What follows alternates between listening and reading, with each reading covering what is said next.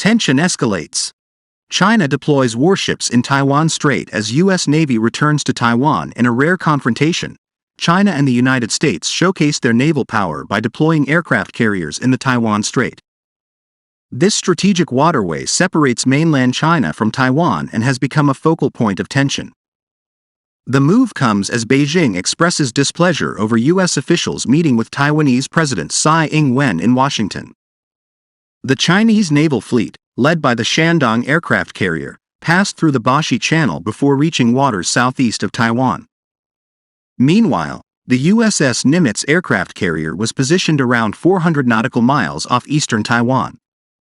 This video provides an overview of the escalating tensions and highlights the geopolitical dynamics at play in the region.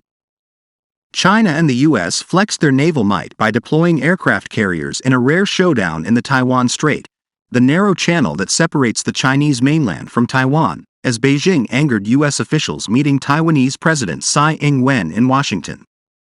The Taiwanese Defense Ministry said a Chinese naval fleet led by the Shandong aircraft carrier passed through the Bashi Channel, which runs between the island and the Philippines, before reaching waters southeast of Taiwan.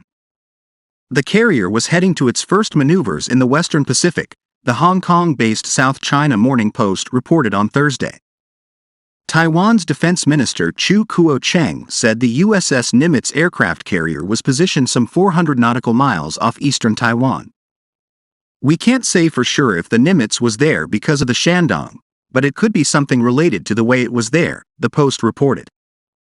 Tsai's meeting with U.S. House Speaker Kevin McCarthy, the third most senior official in the U.S., on Thursday took place against the backdrop of repeated warnings from Beijing to Washington that it should not go ahead. It was the second high-profile meeting between an American official and the island's leader.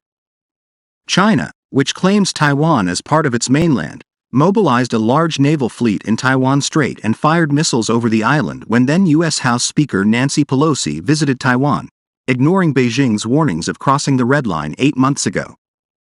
China again braced for a similar showdown to highlight its resentment of Pelosi's successor Kevin McCarthy's meeting with Tsai, this time in Washington. China, for its part, is hosting Taiwan's former president Ma Ying-jeou, who is a pro-Beijing politician. Ma, who was president of Taiwan from 2008 to 2016, on Wednesday, visited a deep-water port in Shanghai on the last leg of his mainland trip, as the Chinese Navy launched patrols near the self-ruled island.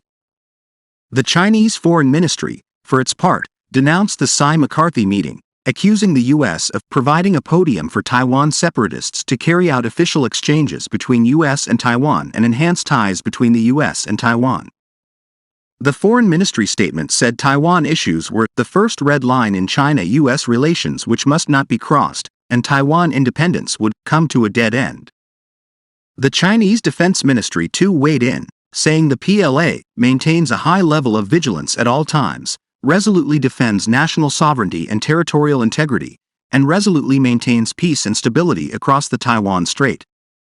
Taiwan's Defense Minister Chiu said the Shandong was detected some 200 nautical miles off Olanpai in southern Taiwan and was on a training mission.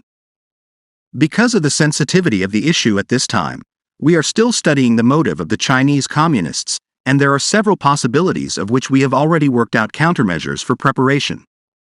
But it is not convenient for us to give more details, Chiu added. Regarding the content of Shandong's mission, it should include warplane takeoff and landing, but so far we have not detected such situations. We will continue to monitor its movement. China also hit back at NATO leader Jens Stoltenberg over his criticism of its position on Ukraine, questioning the security alliance's own involvement in military conflicts. Additionally, French President Emmanuel Macron, who met Chinese leader Xi Jinping here on Thursday, was expected to convey the European Union's concerns over any military action against Taiwan similar to Russia's invasion of Ukraine.